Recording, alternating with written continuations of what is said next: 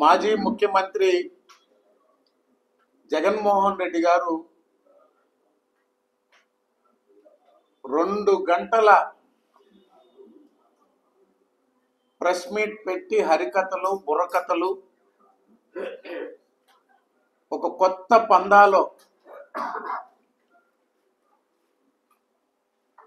ఆయన ప్రభుత్వంలో జరిగినటువంటి అవినీతి, దోపిడీ, దుర్మార్గాలు, చివరికి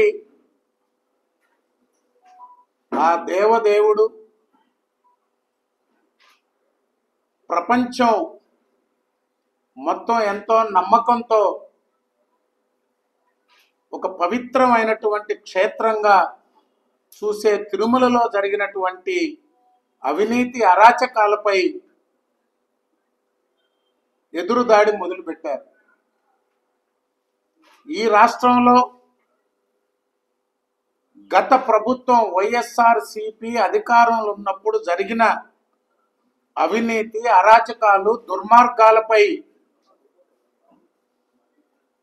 ఏ స్కామ్ వెలుగులోకి వచ్చినా వెంటనే ప్రభుత్వంపై ఊహించినటువంటి విధంగా ఓ దుష్ప్రచారం, ఒక అబద్ధపు ప్రచారం నారా లోకేష్ గారి మీద, లేకపోతే ముఖ్యమంత్రి చంద్రబాబు నాయుడు గారి మీద, లేకపోతే ఉప ముఖ్యమంత్రి పవన్ కళ్యాణ్ గారి మీద ఎదురుదాడి సంఘటనలు గడిచిన 6 నెలలుగా చూస్తున్నాం. ప్రజలను పక్కదారి పట్టించేందుకు వైఎస్ఆర్సీపీ సోషల్ మీడియా మాజీ ముఖ్యమంత్రి జగన్మోహన్ రెడ్డి దగ్గర నుంచి కింది స్థాయి దాకా ఈ కూటమి ప్రభుత్వంపై, మా నేతలపై వారు సాగిస్తున్నటువంటి అబద్ధపు విష ప్రచారం. నారా లోకేష్ గారు గడిచిన 18 నెలలుగా కేంద్ర రాష్ట్ర ప్రభుత్వాలు, ప్రధానమంత్రి నరేంద్ర మోడీ గారు, రాష్ట్ర ముఖ్యమంత్రి చంద్రబాబు నాయుడు గారు, ఉప ముఖ్యమంత్రి పవన్ కళ్యాణ్ గారి సహకారంతో, సమన్వయంతో ఈ రాష్ట్రంలో విద్యా వ్యవస్థలో తీసుకొచ్చినటువంటి మార్పులు, పేద బడుగు బలహీన వర్గాల కుటుంబాల కోసం విద్యాశాఖను చేపట్టి ప్రభుత్వ పాఠశాలలపై, ప్రభుత్వ కాలేజీలపై ప్రజలకు నమ్మకం కలిగించాలనే ఒక లక్ష్యంతో పనిచేస్తున్నటువంటి నారా లోకేష్ గారు ఆంధ్రప్రదేశ్ విభజిత రాష్ట్రం, రాజధాని లేనటువంటి రాష్ట్రం, 5 సంవత్సరాలుగా పరిశ్రమలు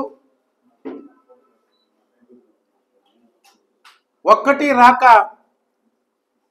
నిరుద్యోగ యువతకు ఇచ్చిన హామీలు నెరవేర్చాలనే సంకల్పంతో అన్ని రంగాల్లో పెట్టుబడులు తీసుకొచ్చి ఈ రాష్ట్రంలో ఉన్నటువంటి నిరుద్యోగ యువతి యువకులకి ఓ భరోసానివ్వాలని వారు చేస్తున్న ప్రయత్నం. భవిష్యత్ నాయకుడిగా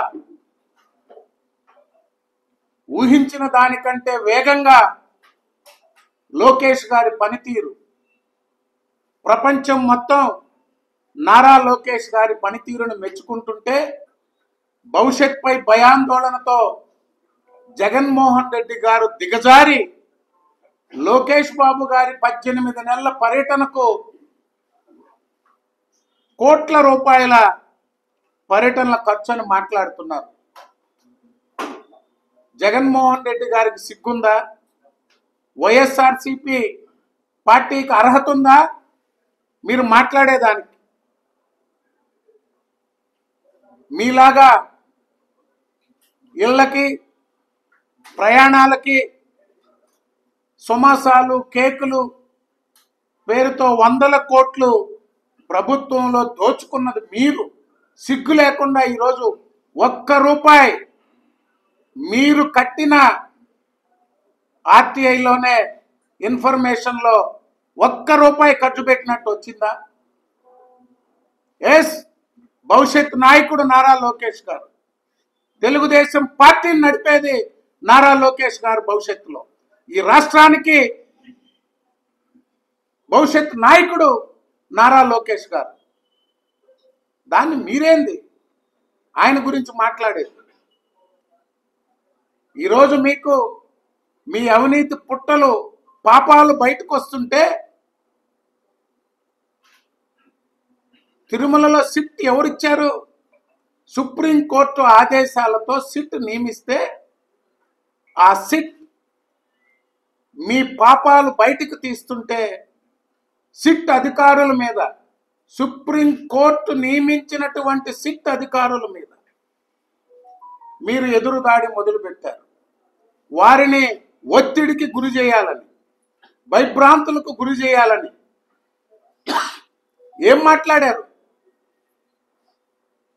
వైఎస్ జగన్మోహన్ రెడ్డి 5 సంవత్సరాలు ముఖ్యమంత్రిగా పనిచేశావు నువ్వు. బలహీన వర్గాలకు చెందిన పి కృష్ణయ్య గారు pollution control board chairman. Pollution control board chairman గా ఆయనకు అర్హత లేదా? పొల్యూషన్ కంట్రోల్ బోర్డు చైర్మన్ ఇస్తే తప్పేంటని అడుగుతున్నా.